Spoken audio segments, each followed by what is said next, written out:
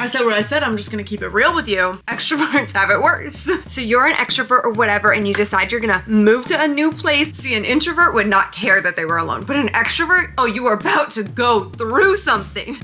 So I don't know what you're going through, if you're just feeling lonely, if you found yourself in a space with less friends. A lot of people, this is actually a phenomenon where they kind of get out of their regular scheduled programming. Like when you first grow up, especially if you live in the US, you have so many years of schooling, and then sometimes you go into college and you're surrounded by people your age this whole time. You're in a very, planned, scheduled thing. And then there's actually this graph that shows like the decline of how many friends and how many social events you have. And a lot of people no longer have these outlets for friendships, and they're just watching over time how people are having less and less friends. So that can mean a decline in like happiness.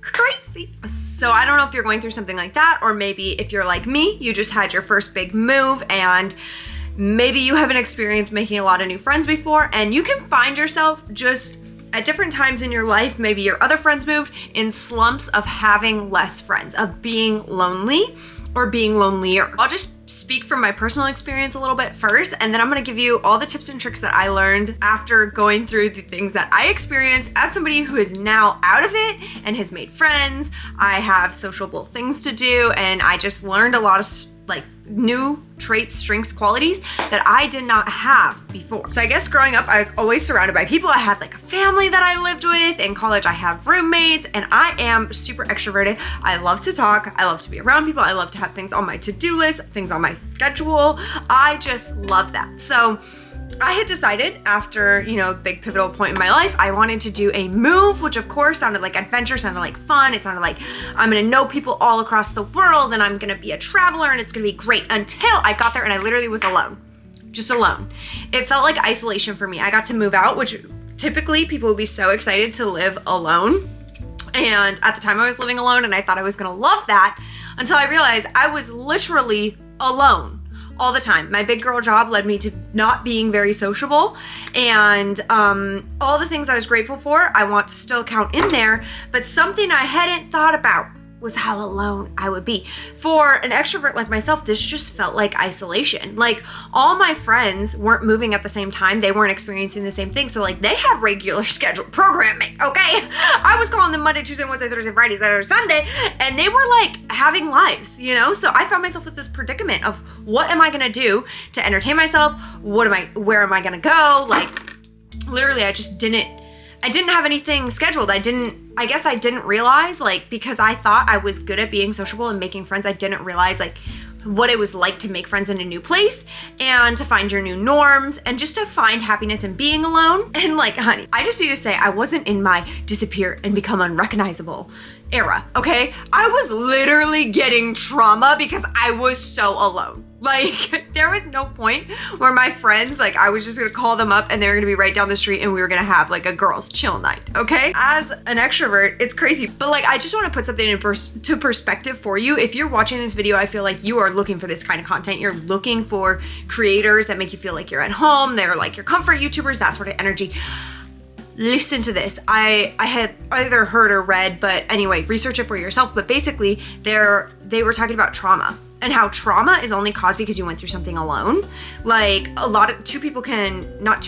say 3 people experience the same thing. These 2 people might talk about it and then they don't get traumatized, but then this person was all alone and they felt alone in it, and that causes massive trauma for them. When I heard that, I was like mind blown, because I am so extroverted, but it's hard to accept sometimes these things about yourself, like how you are and what you need and that sort of thing. And I kind of think that that's the first step to being able to fill that role for yourself and be able to find what you need and, cater to your own needs and desires as you grow into an adult. So I'm gonna give you 3 steps, things that helped me and didn't help me. Number 2 is how to put yourself in the situation to make friends. And then number 3 is like locking it in, grabbing that bag, sis, okay? When we are in this situation, when you're around people your age, people that you might find that you could be a friend with, how to secure the bag, okay? So number 1, this happened to me, was I was looking for other videos kind of like this about people talking about being lonely. And they were talking about how like you should just accept your aloneness and learn to be alone with your own thoughts and learn how to meditate and whatever. And as much as I love that, I am still an extrovert at heart. I'm not an introvert. So being around people, talking to other people, creating those connections was very, very, very important for me. And I don't want to be in the espresso depresso era. Okay, I'm just gonna say it. A lot of people who are documenting their journey going through something like that, they are not like in the breakthrough point. They're like literally going through it, talking about it. It's very negative, it's very sad, it's very like low energy. And I'm gonna be honest with you, I am not a low energy person. So when I was watching those videos, it was making me even more low energy. And I was already low energy because I was literally alone, and that makes me low energy. So just thinking about it, I'm not saying that's how you are. I'm saying if that's how you are, just do an assessment real quick. Okay, and if that's not for you, if that is low energy, if it's not your vibe, you need to cut the cord. If it's a video and it's not resonating with you, get out. Don't come back every week. Don't think that you need to be like that, okay? You could be who you are, you could be unique, and it does not have to be the norm for other people. You don't need to be an introvert, you don't need to be alone all the time. Here's what we're gonna change. So instead of watching these videos that were like how to be less lonely or how to feel comfortable alone or that sort of thing, I spent more time watching YouTubers that made me feel not alone. They made me feel like I was like watching a friend or hanging out with a friend. I was watching more vlogs. I was also filling my home with noise. So something I never experienced when you have a bunch of roommates and a bunch of people around you all the time. There's noise all the time. So something I noticed that like I would rely on other people for was like making my home feel comfortable. So like at nighttime, the TV would always be on or music would be on or something like that. And that was never my doing. Typically not my doing, unless if we had something going on and then I was setting the tone, which might have been one night out of the week. And then 3 nights out of the week, there was always something going on. So when there was quiet, I was so excited about it.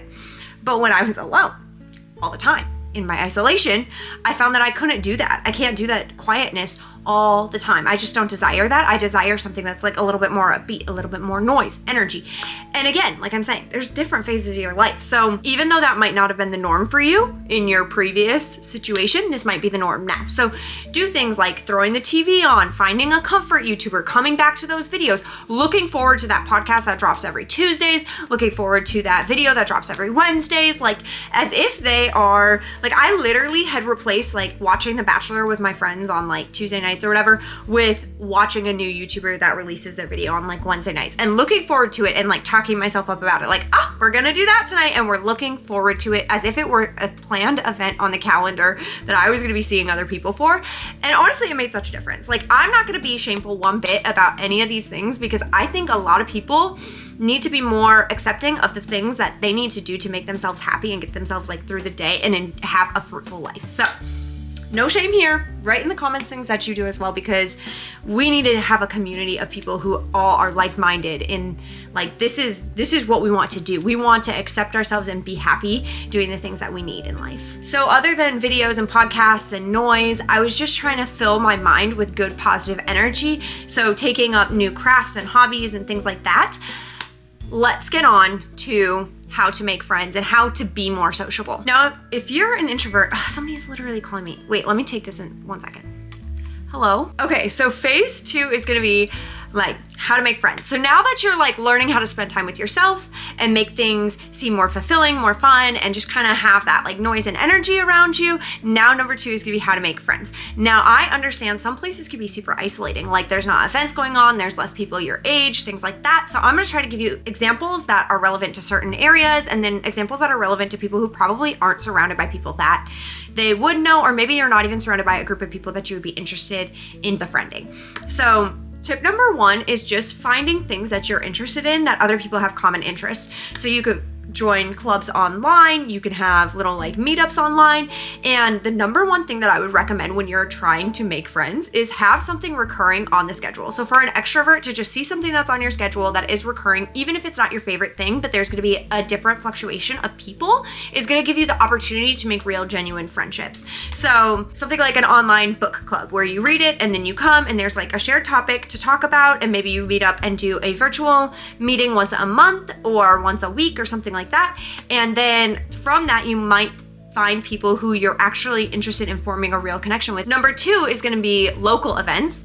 So this is kind of like a numbers game. You want to be going to the most things as possible, because even though you might go 5 times and not enjoy anybody or not create a friendship, after so long, like new people will start to come and you might have the opportunity to meet a friend. It's all about saying yes to things that are kind of maybes and then hoping that more things will evolve from it, more friendships. Maybe you make a friend there and they're not your best friend, but they know a person, and then that becomes your best friend, and just like doubling down on this system. But just don't feel shy to do anything new. Try something new, try something that you didn't like multiple times. Like really be putting eggs in every single basket. Like trying to comment on YouTube videos and make friends through that. Trying to go on a new adventure and make friends through that. But I will tell you 2 key points that really helped me. One was going to these events, but knowing other things that were going on in the area. So that way, say you're talking to somebody, right? And you're thinking like, oh, I might want to be their friend. You can suggest like, oh, I saw XYZ events that are going on, and then kind of wait for them to express like, oh, I was also in, like, I love doing yoga. And then you're like, oh, I know of this yoga place right down the street. You want to be in the know. You want to be their connect between the thing that they're interested in doing and doing it, because a lot of people don't know about the events, but they'd be willing to go with you if you invited them. But if you don't know about them, then you're just talking to them and they're like, yeah, I like yoga. And you're like, yeah, yoga sounds interesting. And then it never goes anywhere. That's not an extension. You're not going to create any friendship off of that. So if you can know of things going on and be able to suggest, and then number 2 is having something going on. So for instance, how to like secure a friend, right? You're chatting it up. Maybe you're at the gym. I feel like the gym is a great example because you could go once, you can go 10 times. Like there's always a fluctuation of people, right? And there's almost a gym everywhere. So maybe you can make a friend there. You're at the gym and they're like, maybe a passerby, and number 1, you give a compliment. So you're like, oh, I love your tennis shoes, like whatever. And you don't want to be creepy and weird. You don't want them to feel like you're stalking them, or not too much pressure, because they're maybe thinking like, I'm going to see you every single day, so I don't want to give you my whole life story. So you're kind of like, oh, I love your shoes. Number 1, compliment. And then you wait for them to respond. And then number 2, you like divulge a little bit of information about yourself. So be like, yeah, it's just so crazy because I recently moved here and I haven't found any XYZ places to do this. And then they're like, oh, and then they share their information. And then you could tell them like number 3, like, this is something I've been interested in doing. Or for instance, you could tell them like, I'm actually doing this challenge right now where I go hiking every single day for the month of January. So I've been trying to find new places to go hiking, and I've been inviting people on these walks with me. And then that gives them an opportunity to be involved and have a common goal to talk about with you. Like they're not only gonna go walking with you, but now they're gonna go walking with you. They have questions to ask about where you moved from and what are you doing and where all have you walked this month and how many more days are you doing this. And also then they can join you more than once. Like you want a situation that's gonna put you like hanging out more than one time. So the other thing I would recommend is recurring events on your to-do, like on your planner that you enjoy. So maybe like there's karaoke every Thursday at the local like Mexican restaurant, and maybe you've never done karaoke before, but that's kind of like an open forum for people to come and go and hang out. And until you have friends, sis, that is your to-do. Like on Thursdays, we go to karaoke, we vibe, we chill, but it's all about having that like recurring, like, oh, every Thursday I'm gonna have something to look forward to. So maybe Monday, Tuesday, Wednesday, like you haven't found anything, you don't have any friends to hang out with, but every Thursday you would have something to look forward to that should make you friends over time. Okay, so now that you're taking some of these tips and putting them into action, you're keeping yourself energized throughout the day and in your home with these like connective YouTubers, stuff like that. And then you're also like going out into events and you're actually putting effort into making new friendships. And then you're in the know and you've got challenges and things going on in your own life to share with other people. Now, number 3 is literally how to secure the bag. When you get in there one-on-one with somebody, as extroverted or introverted as you are, this could be so uncomfortable. So I'm just gonna give you some tips that you can use, just like the compliment tip, that really work to secure that friendship. Number 1 is don't be afraid to be direct and to be awkward. It's really weird to think about, but securing friendships could be a lot like dating. Like you need to be direct, like, oh, I'm looking for new friends. I'm in this area. This is when I like to hang out with people and I would love to hang out with you. This is why I like you. I could see us being good friends and let's go get a coffee. Are you free on weekends? Like very direct questions, because the purpose of the conversation is to let down the walls and let down the barriers and feel out if the other person is on the same page as you. Because a lot of times what you're gonna find is that even though you're looking for new friendships, and as an extrovert, you're probably always looking for new friendships, not everybody's gonna be on that same page. A lot of people are full to the max, their schedule's packed, they're never gonna click on this video type of energy, right? Like maybe they grew up, they have a huge family, all their family lives there, they've never never moved, things like that. Like when you're trying to befriend them, they're like, my availability is like once every 6 months. That is not going to fill your cup, honey. You're looking for like a recurring friendship, right? So you need to be able to feel those things out with a really brief conversation. And I'm not saying it has to always be so direct and like, you need to give me the intel now and then either this is going to work or it's not going to work. But I'm just trying to encourage you that if you do get the information, then when you have all this alone time, you won't be sitting there thinking like, oh, why don't they want to hang out with me? Oh, I've invited them 5 times and they never come and do anything with me. Oh, I'm tired of going to yoga and I'm alone every time and I never make friends in this class. Like you're trying to advance past that. So I know of somebody who actually befriended me and the way they did it was so incredibly direct, but it worked so well because we were hanging out and then without any hesitation, she's like, I think you and I would get along really, really well. We should exchange numbers. And then she said, XYZ are things I would like to do. Like, do you have any interest in those? And I expressed interest in all of them. And then she was like, I have a really busy schedule, but if you are available for XYZ type of things, then we could like hang out. And I was like, literally, you couldn't have said it better because it answered all of my questions about her. Like, are you available? What would you want to do if we were to hang out? When would you be available to hang out?